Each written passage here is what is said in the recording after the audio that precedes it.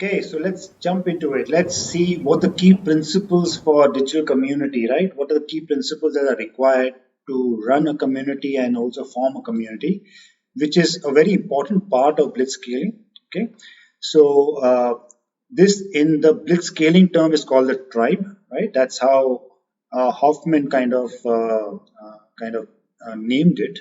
The community that he's formed as a network, it's called the tribe. Okay, plays a very important role in all the aspects of things that he has been doing with Netflix. Okay, uh, with that said, this will be a little philosophical, all right, and needs to be because you're addressing people. Very important aspect of a lot of things.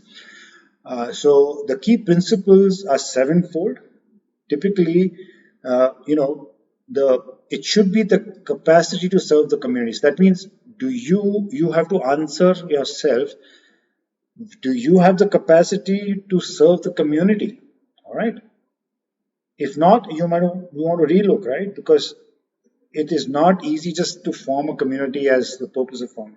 If your digital asset is worth its while, you should form a community and you should hone your skills towards making one. So these principles will help you do that. Okay. While you form a community, again, you heard this earlier, right? Be authentic. Now, while you're authentic, give me a minute. Okay, while you're authentic, uh, you need to be as transparent as possible. And how you can do that? You need to show people that you have a deeper purpose. So your mission plays an important role, right? Right from Rise One, we've been talking about this, and you put enough time there to think it through, so that you come with the deeper purpose, right? So that has to get spelled out very clearly to the community, so that then you attract the right kind of people, and they love your authenticity, so then they come and join your communities. Then you have to be over communicative in your community formation activities. Okay, without that it becomes very difficult, right? All of us know how when communities are getting formed, you'll get millions and tons of messages, right? You need to ensure that don't lose any of those. You even outsource that, but or sometimes you choose within the community to go about answering those kind of queries, right? Whom you got very familiar with. But communication is the basis of community, right? That's why people bring trust and all that.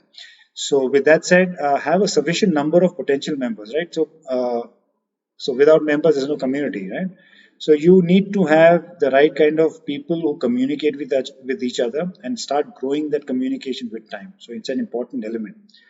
Then uh,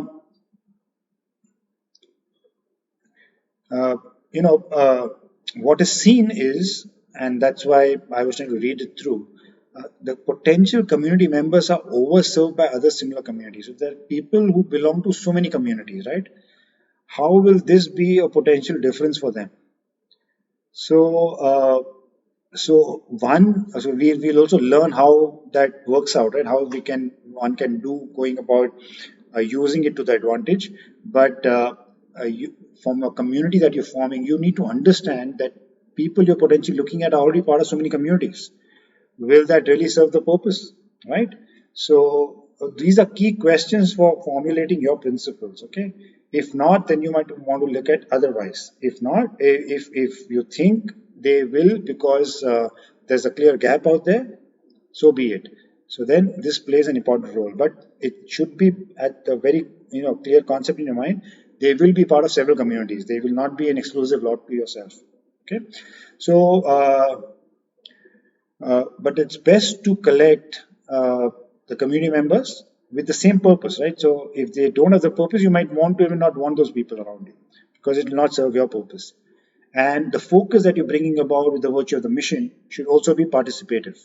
So then it becomes if the key principles are followed through, then that community typically gets into a success mode. That's the key elements behind the principles. Now you classify the typically community into a public social network or a branded community. Okay, but your ideal platform typically would consist of what platforms do your respective extended community is part of, right? Current members of already. That's an important element. So you remember what I told you. You can use it to your advantage. So So wherever these members are part of the community is one kind of enablement for the ideal platform. The second part is what platform do you personally kind of resonate with, right? Now, if you resonate with something and you see people who are part of the respective networks that they are part of, that is your ideal platform. Okay, so then you build your principles around that space to create your ideal platform accordingly. Okay, so think that through while you're putting your principles in place. So, typically, what are the pros and cons of a public and a branded community, right? Uh, it's important to know at this stage. Why? Because typically, if you have an FB group, that is where a public social network is all about, where so many FB groups exist, so many. But tomorrow, if FB goes about changing a few algorithms here and there, right? Because they control the whole system, mind you, then it becomes an issue because all the hard work goes for a toss, right? Your community might wither off, or people who are part of the community, they might choose to remove the community completely out, and so on and so forth. So you don't know what turn of events it could take. So that is a con, right? But as a pro, right, there's a mass reach and the system's already ready. You can just run with it. Okay, so that's the kind of pro for it.